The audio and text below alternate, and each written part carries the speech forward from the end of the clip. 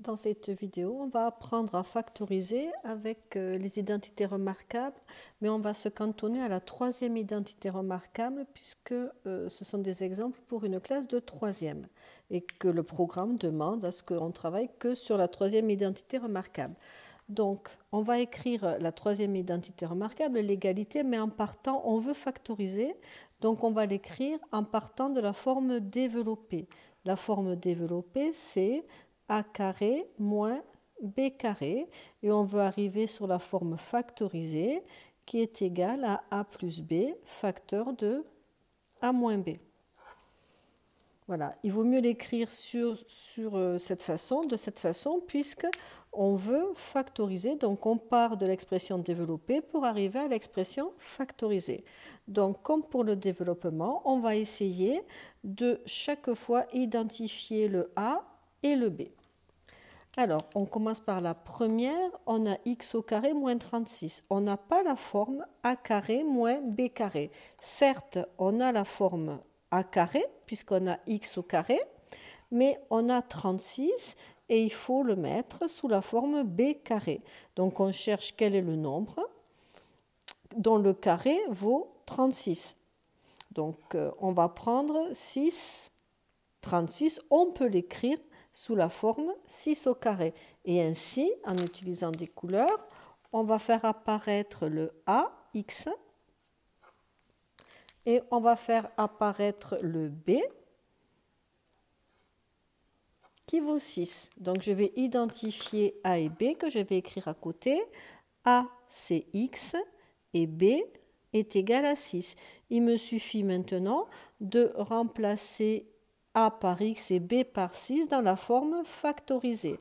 Donc on a a plus b, c'est-à-dire x plus 6, facteur de a moins b, ce qui donne x moins 6.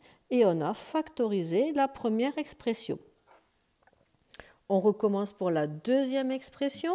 Donc toujours pareil, on veut faire apparaître a carré moins b carré. Ici, on a 49y au carré. Le carré étant prioritaire, il ne porte que sur y.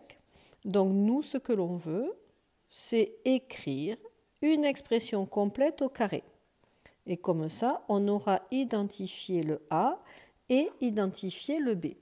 Donc, quand on a l'expression complète au carré qui vaut 49y au carré, ça va donner 7y. En effet, 7y fois 7y, ça fait bien 49y au carré. Et on a moins 100, et 100, il faut le remplacer par un nombre au carré. On va le remplacer par 10 au carré. Donc ainsi, on a identifié a qui est ici. A vaut 7y. Et b, je vais l'identifier ici, c'est b au carré, donc c'est 10. Donc on a identifié a et b. Il nous reste maintenant à remplacer dans l'expression factorisée a plus b, a moins b. Ce qui vous donne a, c'est 7y, plus b, 10, 7y, moins 10. On a ainsi factorisé l'expression. On y va pour l'expression C. Donc pareil, le premier ressemble à ce que l'on vient de faire.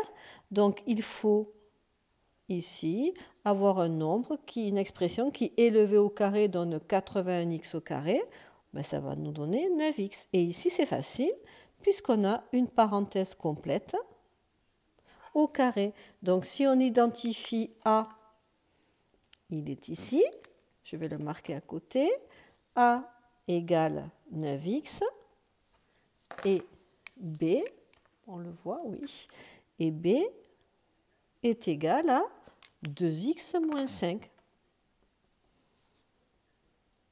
Donc on peut maintenant donner l'expression factorisée a plus b, ce qui donne 9x plus la parenthèse 2x moins 5, facteur de a moins b, ce qui donne 9x moins la parenthèse 2x moins 5.